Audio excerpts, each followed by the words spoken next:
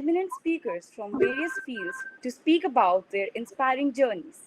This seminar is based on the theme The Essence of Entrepreneurship featuring Mr. Amit Agarwal.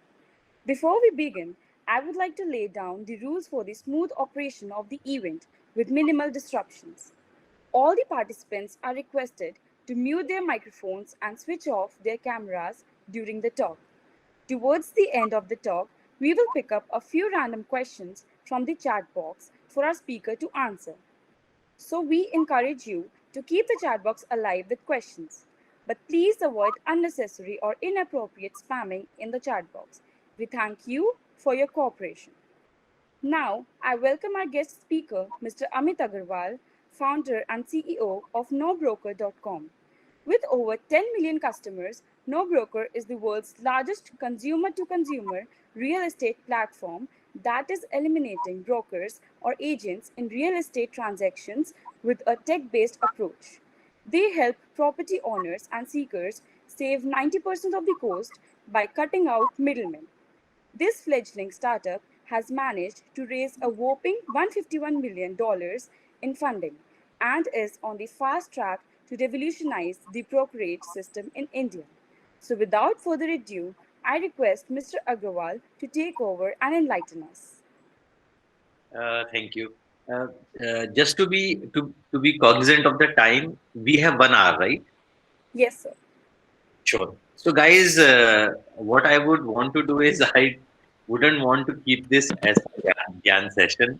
My objective is to share my journey, uh, whatever I have learned in No Broker in the next 10-15 minutes.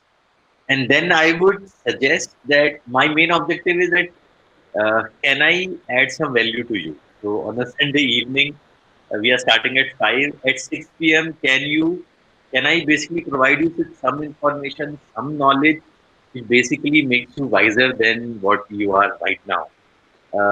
And because we have been doing this for the past 7 years, so I've handled investors, I've handled uh, many tricky situations as it involves running a startup in India. So anything which you ask, I would be very happy to frankly answer whatever I have witnessed and whatever we have learned. And the more questions you ask, and I would prefer to answer not just random, but each and every question which basically comes from the chat. And any way in which I can basically help you guys learn more about starting a startup, running it, anything from my mistakes, I would be really happy to. So with that context, should I begin? Yes, sir, sure. Sure. So guys, what I will do is I will, in the next small 5, 10, 15 minutes, I will just cover my journey. And then for majority of the time, it's open for questions. Uh, so I am an engineer from IIT Kanpur and an MBA from IIM Ahmedabad. I have after my MBA, I worked for almost 10 years in PwC, which is PricewaterhouseCoopers Management Consulting, and I loved basically the stressful job of consulting. Somehow the pressure which comes with it was something which I enjoyed. And after that, I chose a job which was very comfortable, which was basically as a strategy head in ANZ Bank, Australian New Zealand Bank, which is a foreign bank working in based out of Bombay. And the job was very comfortable. The salary was good, and it was going very smooth. And I felt that unless I basically take some risk now, uh, I would not be able to start something of my own, because then a comfortable job and a good salary after a point of time basically becomes a golden lock, right? You just continue with it. So I felt that if I have to take some risk, this is the time to risk. Otherwise, I was anyway I was 35 years old at that point of time, so I felt I'm not getting any younger and it's going to become more and more difficult. So the trick which I basically used to convince leave the job, because we were expecting our second kid, and my wife wanted to take a break, but then she couldn't because we needed money. And so the mental trick which I used was that I still have, say, 25 years of my working life, and if I try something for 2 years and I fail completely, then also I will have, and if I lose all my savings, still I will have 90 percentage of my work life left. uh, so it should be okay. So that's the mental trick which basically I used to convince myself. And then I left the job, and me and two of my friends, Akhil and Saurabh, we started No Broker. And for the first 1 year, we basically bootstrapped, which means we spend our own money. So we are not earning also, and I was spending on startup also. So so the first 1 year was financially little difficult, and of course very full of self doubt and fear, anxiety, and some bit of excitement all together. And we basically pitched to lots of investors. I think some 20 plus investors we must have pitched, and majority of them basically said no. At one point of time, even when a couple of them were interested, then another player in our industry, and real estate is a very competitive industry, so another player in our industry, housing.com, got a mega funding of some 500, 600 crores. So which basically meant is that all those investors who were talking to us, suddenly overnight they just vanished, because they believe that it is very difficult to compete with another player who has raised so much money. Uh, but we kept on trying, and finally SAF Partners funded us with 18 crores. And so that was after 1 year. So we could basically say, okay, finally we could take a sigh of relief and then start work. So then for the first time we opened an office. Otherwise all of us are working from home. And then we basically started our journey. uh, After a year or so, housing.com basically imploded. So because of the reasons that you are aware about, despite very good founder and very good team, things didn't work out. Uh, so the founder left, etc., etc. You know the story. And hence then the investors became much more wary or cautious about real estate.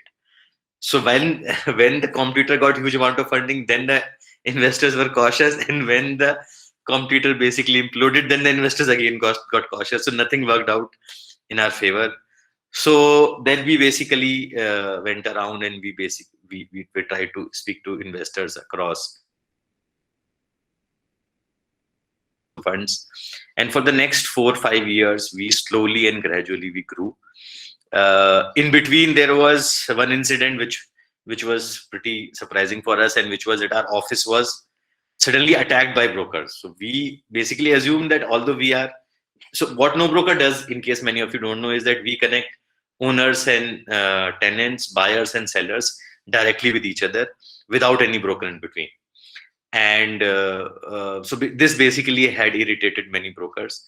And one day we basically saw some 50, 60 brokers standing in front of our office, and we tried to be frugal at that point of time. So we had not taken a corporate office, we had just taken a building, a house, basically a 3-floor house with kitchen, etc., to save money. And we suddenly saw that some 50, 60 brokers have gathered, and they wanted to break in and break laptop and basically create ruckus, because they thought in their mind that they are not aware about cloud, that even if they break laptop, finally everything is in cloud. They think that if they break laptops and machines, then the company will get shut.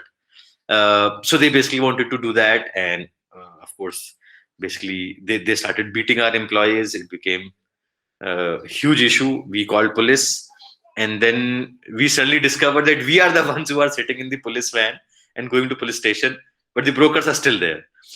so so as basically it happens that the local brokers have much more empathy with local police than us as a startup.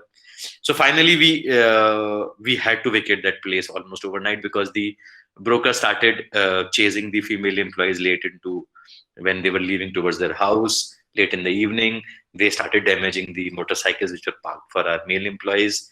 So basically they made it uninhabitable. So then we had to, overnight we had to vacate the office with some 80, 100 people with no place to go. And then we figured out two different temporary offices. We somehow adjusted. Of course, the business got disrupted. The customer call center lines, everything got disrupted. But somehow we managed for those 2 months and then shifted to a corporate office. So we kept on gradually moving and doing the same thing again and again, which was to always remain very, very frugal, never overspend our marketing money, be very cautious in terms of where we are spending money, focus on customer, get each and every additional customer. We started revenue pretty early. So even when investors felt that we are perhaps charging customers too early, we said we don't want to be a company who just grows customers and suddenly one day figures out that nobody wants to pay us. So we said that we are going to start with a freemium model. So we have a freemium model. You can use NoBroker for free, but for value-added services like additional premium filters, for a phone relationship manager, for packers and movers services, for painting and cleaning, we then charge additional, and we make decent, we make good money out of it. So we started that journey pretty early, and we kept on doing it for 5 years, and little by little, some investors basically gave us money, and now I think in the past 1.5 years, now we got funded from General Atlantic, from Tiger Global, and we raised more than 1,000 crore of funding from them, which is basically more than funds, which is basically approval or a verification from global investors that we are doing something right. We have an employee strength of 3,000 people now, and we add 4 lakh new customers per month. We have cumulative 1.2 crore customers as of now, and in terms of revenue, our revenue is in hundreds of crores per year. So now I think we are at a decent place where we are the largest sales player, ahead of 99acres and Magic Bricks. So now we are pretty ahead. So in this 7-year journey till now, I think we have built a team which was from a 5-member team to 1,000-member team, from 1,000 customers to 1.2 crore customers, and from a company which very few investors trusted to a company which many good investors now trust.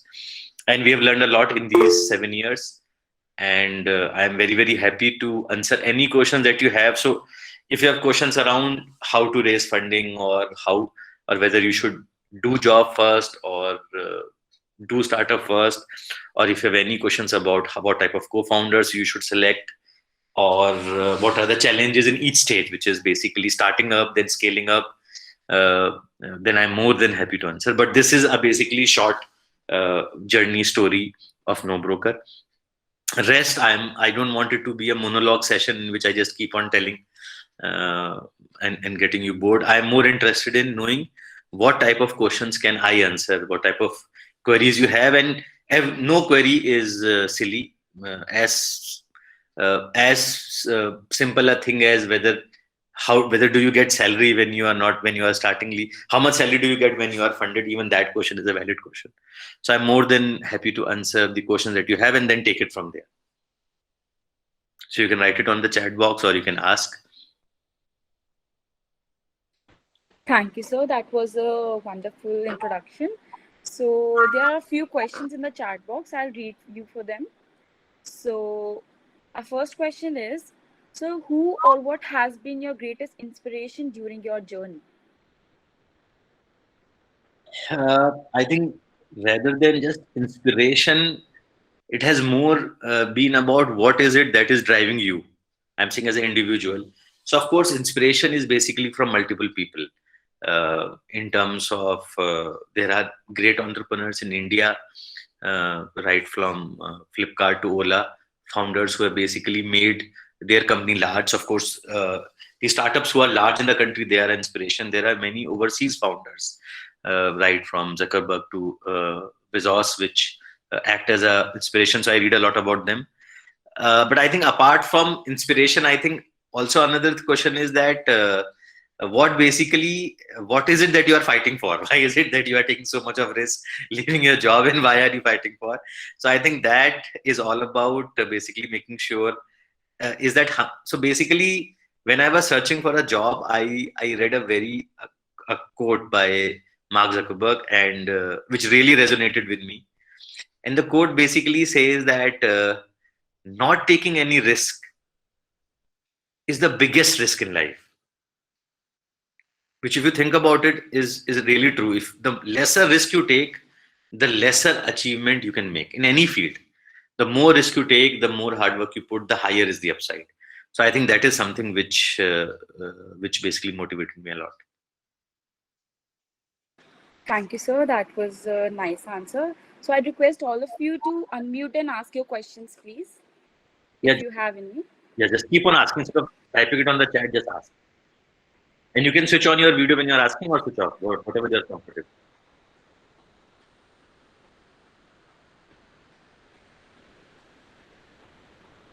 So our next question is, what piece of advice would you give to college graduates who want to become entrepreneurs? So see, my suggestion would be very practical. My first suggestion would be financial suggestion.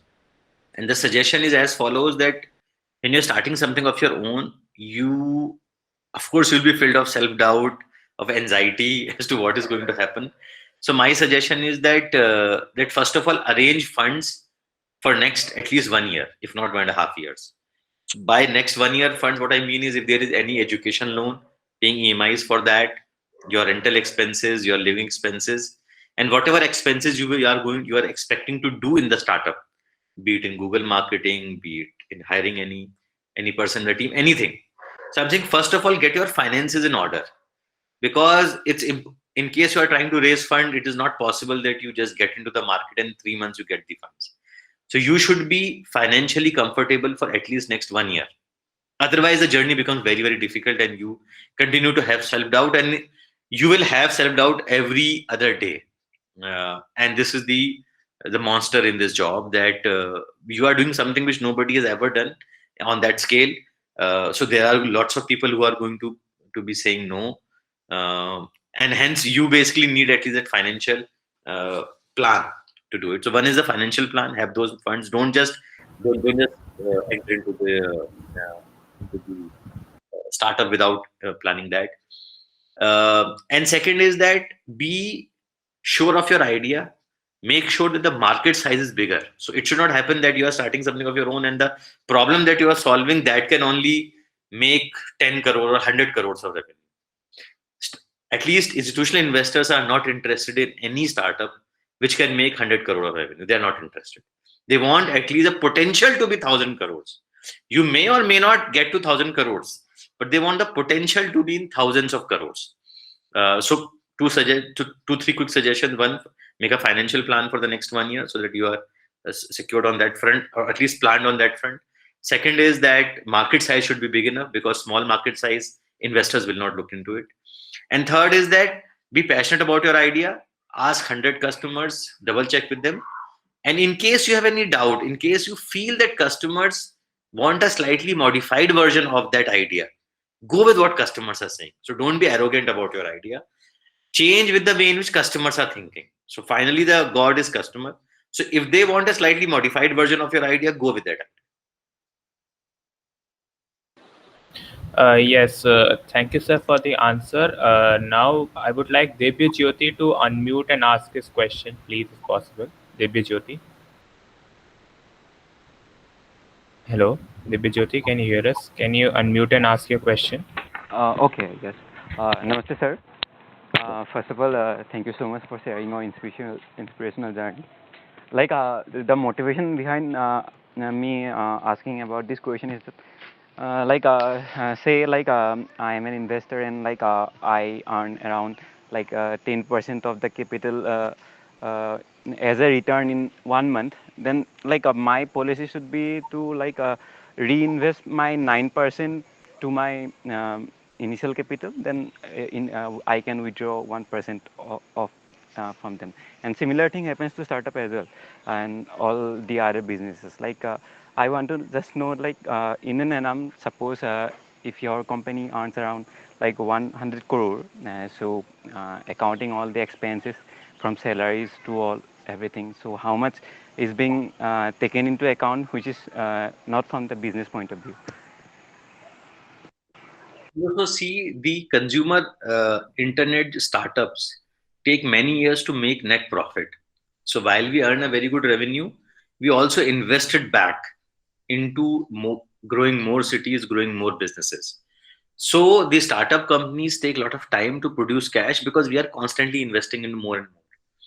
And investors don't expect us to return money. So it is not that they are investing 10 rupees and then expecting 1 rupee to be taken back at the end of the day, at the end of the month. No, it is not like that. What they are expecting is that the value of the company should keep on growing. So the company, the user base of the company, the revenue base of the company, the closure that the company is doing, whatever the metrics are in terms of success of the company, those numbers should keep on growing. So the objective is that they will invest in you. They will see how the company is growing, and once the company grows, the valuation of the company also becomes larger. They are not interested in taking money out of the company. They are interested in making company bigger and the valuation of the company bigger. And then typically the Series A investors, they sell their stake to a Series C investor. So they must have put 50 crore. The value of their 50 crore will become 200 crores or 150 crores. They will sell it to the Series C investor, who will then put more. So it basically works in that direction. Okay. Thank you, sir. Okay, sir. And another question, sir, from my side was that you said in your initial days, almost 20 plus investors had rejected you, right? And in some cases, if some startups will get rejected by even more than 100 plus investors. But in the end, you managed to like get a lot of funding, and now No Broker is on the path to moving towards at least some form of success like that. So does it happen that many times the idea is not bad, but you are not able to just find the right people, or what is the cause you would say that if we continue to go in forward the direction, we are getting rejected by investors, but maybe the idea is still not bad? So how to like go about that? What's your take on that? See, there is no straightforward answer towards it, because as a founder, I would always feel that my idea is good. But investor might have a different idea, might have a different take on it. So I think the good thing is to basically triangulate it. There are three parties: me, which is founder of the company, investor, and customer. So my suggestion would be that if investor is saying no again and again, look at the customer. What is customer saying? So when people said that we are not going to fund you, we spoke to customers again, that do you want a service which is without brokerage? Will you be happy to pay us 1,000 rupees if we save you 20,000 rupees of brokerage? And the answer came yes. It came yes again and again. So we became more and more confident that customers want this service. But of course, that is also true that, so that basically gave us confidence. But I also realized the practical scenario that you can't keep on uh, waiting for the investors to say okay for eternity. You also have a financial plan. After say 1 year, 2 year, you need to give up and then join a job and again start earning some cash. So the way in which I would suggest is that first is that talk to customer more whenever there's a doubt, because customer is finally going to pay. He's finally going to ensure your success. Second is the investors are saying no to you again and again. Figure out what is the reason and perhaps give it a thought that is it true? Is their objection true? It is possible that they are seeing something which you are missing. There is a sort of competition which they are able to see. There is a sort of market size limitation which they are able to see, which you are missing. So there is a fine balance between either listening to investors and also not listening to investors. And I think that trick lies with the customers also. Yes, sir. Thank you for the response. Now I would like Sayak Roy to unmute and ask his question if possible. Sayak, are you there? Hello. Sayak, can you unmute and ask your question? Yeah, sure. So, sir, first of all, thank you, sir. Sir, I want to know, sir, what's the most effective field nowadays for the startup? See, how do you want me to answer this? How do you define the effective field? You want to define the effective field by the field in which already lots of funding has happened, then that field is already exhausted. The most growing field, actually, which is more growing. So you think about it. Different sectors are growing. A TikTok type app is growing. Uber and Zomato is growing. So multiple. If you look at what you are using, Big Basket. As a consumer, you are using Big Basket, once the pandemic is over, you are going to use Ola. You are ordering food from Swiggy and Zomato. So multiple sectors are growing. So I think it is very difficult. I don't think it's the right approach to say which sector is growing, so I should aim for it. I think you think about a problem which is still unsolved.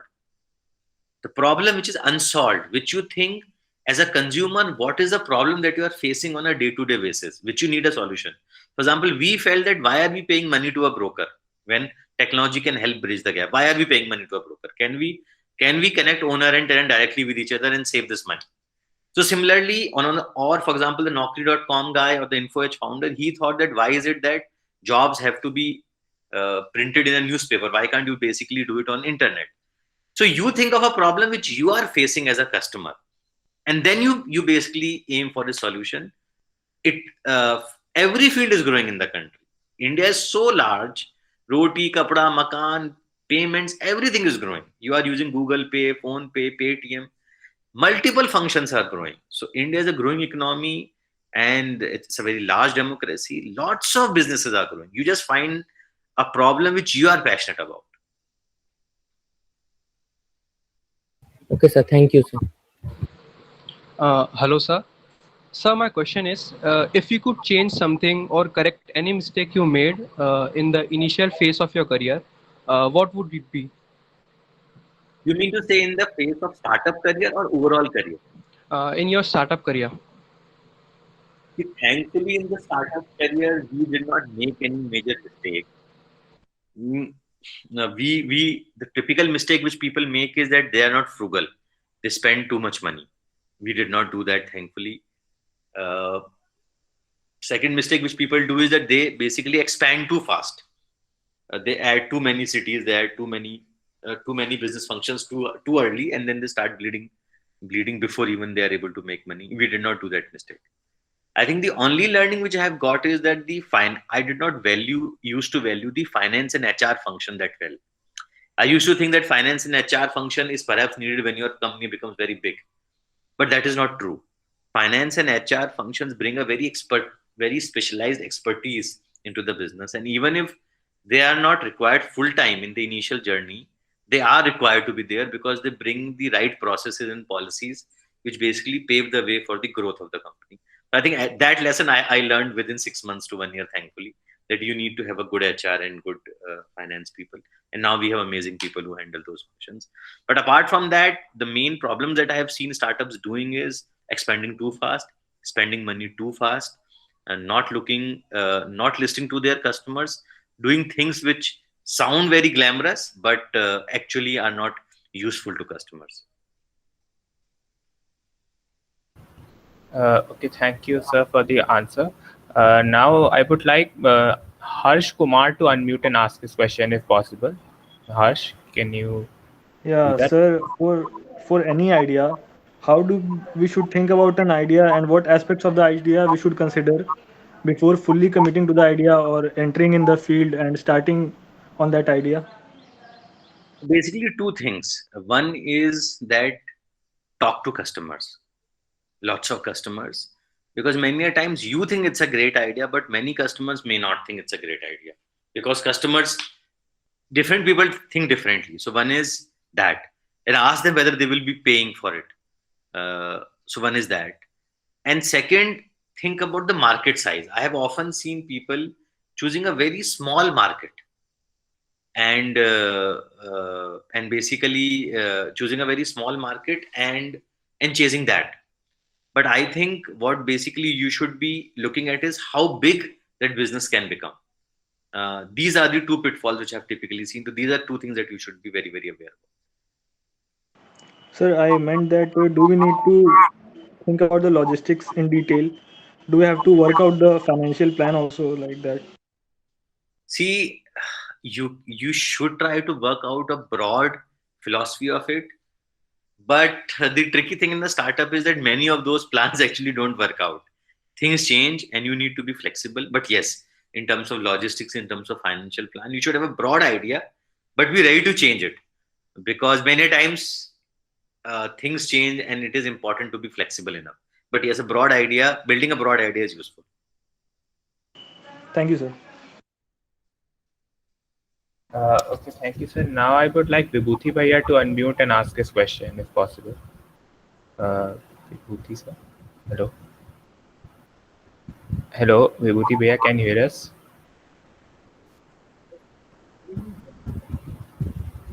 Yeah, I guess.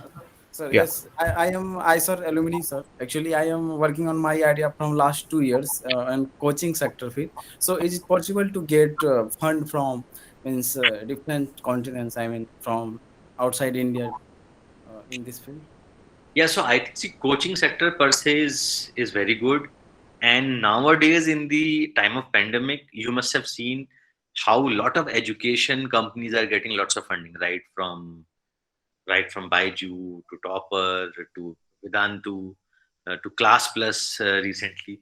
So a lot of startups are basically getting funding in the education field, in the coaching field. I think what you should do is you should see the investors who have given funds to these educational companies in the past 1 year, 1.5 years. So from Google you can find out the name of all of these investors who have funded the educational startups in India. So please write to them and write to them a brief email about your idea, about the solution that you're providing, about the size that you have achieved, about your background, and about the market size in the country for the problem that you are solving. A short 5-line email to these investors. Thank you very much, sir. Thank you very much. And ISOR Kolkata for taking my questions. Thank you, my team. Yes, thank you for the response, sir. Now I would like Aryan Patel to unmute and ask his question, if possible. Aryan? Hello, Mr. My name is Aryan. I would like to ask, like, I've read somewhere like most of the startups, even they are like growing well, are bought by big companies like MNC after 2 to 3 years, like because of like due to remove rivals or whatever the reason. Like, what are your comments on this thing? No, so it is not that just the. In fact, if you look at it, lots of Indian startups are buying other startups in order to grow. So it is your wish. So as a company, if you are doing well, you don't need to sell it to any other MNC. So apart from the Walmart instance, I don't remember any other instance where a overseas company has bought Indian company. I think you look at taxi for sure, it was bought by Ola. There were many Indian companies which were bought by another Indian company. So I don't think it's a trend that. No, I don't mean like only MNC, like other companies bought the startups that like Yeah. this. So for example, so Tatas have basically recently bought CultFit. So this is a good trend in case in case people have grown their company to an extent and they feel that they can't grow it further, they need a larger player. It's okay to sell and cash out. But in case you don't want to sell, you keep on pursuing your journey. Your investors would never want you to sell in case they also see that you have a huge space to grow and you're growing well. No investor would want to sell cheap. So you and your investors and your board would not want to sell cheap in case you are doing well. In case you are not doing well, then perhaps it makes sense to sell it to a larger company which can take it forward better. Okay, thank you, sir.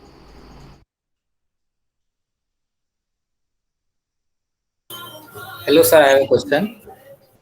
Sir, how to divide equity between co-founders and which things to be taken care of? It's a good question. So one is that the best way to divide equity is generally equally, so that there is no bad blood later. But in case one person has contributed more in terms of idea, in terms of initial work, and would keep on contributing more, then based on mutual consent, you can basically decide that ratio. What I am saying is that there is no formula which is there for dividing the equity. But whatever you decide, equal or unequal, you and your co-founder should be completely okay with it. They should feel that this is fair. If there's a feeling of unfairness, or if you are just after this has been decided, it's going to backfire very badly later. So whatever you decide it. Everybody should be okay and should feel at ease after it has been decided. You can negotiate with each other, but then everybody should be at peace. Now, it should not become a problem later. And Yes. And in terms of finding co-founders, it's better to find people whom you are friends with rather than people whom you don't know and whom you think are good for the job, because interpersonal skills and friendship is very important. In absence of friendship, I have seen many founders basically split. Okay, thank you, sir.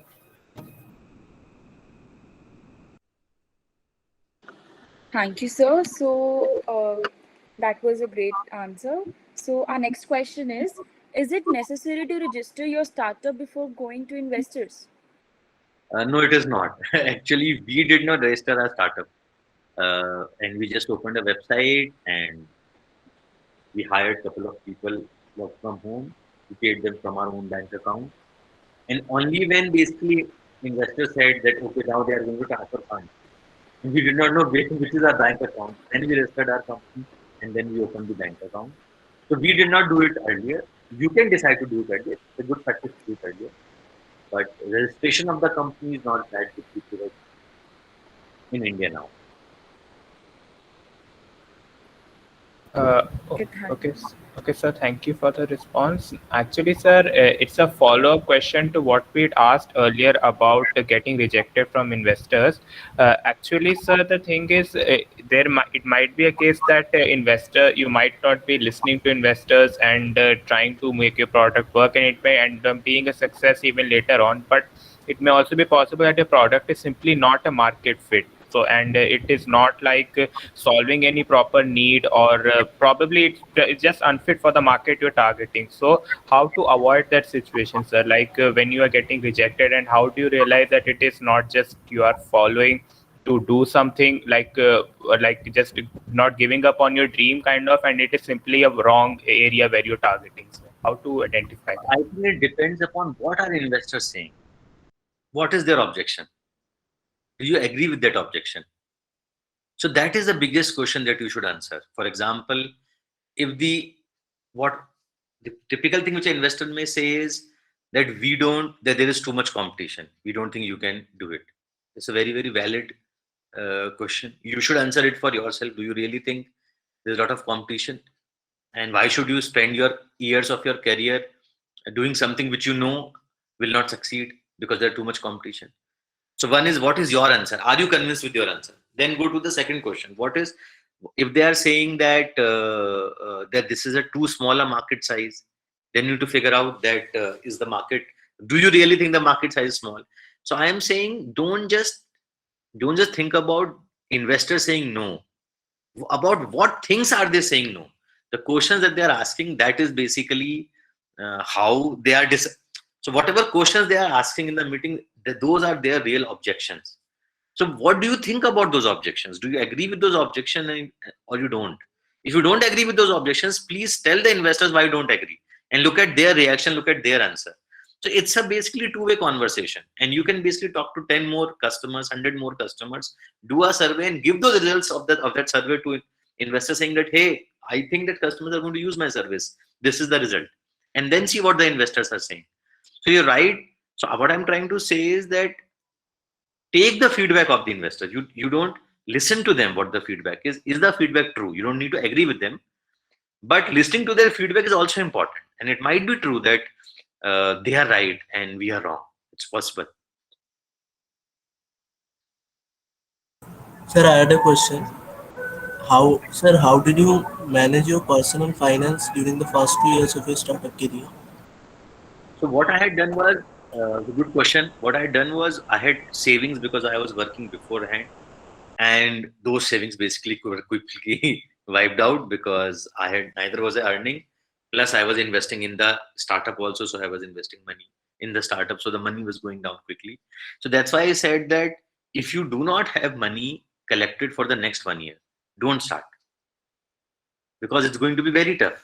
So let's be practical about it. You want to start something of your own, you need to have funds for next 1 year. You need to have funds which are for your living expenses, for any loan that you have, and for the money, that basic money, not huge money, but basic few lakhs of money that you think that you are going to spend in your business or your business might require. So that planning you have to do. Otherwise, it's getting into a battle without any weapon.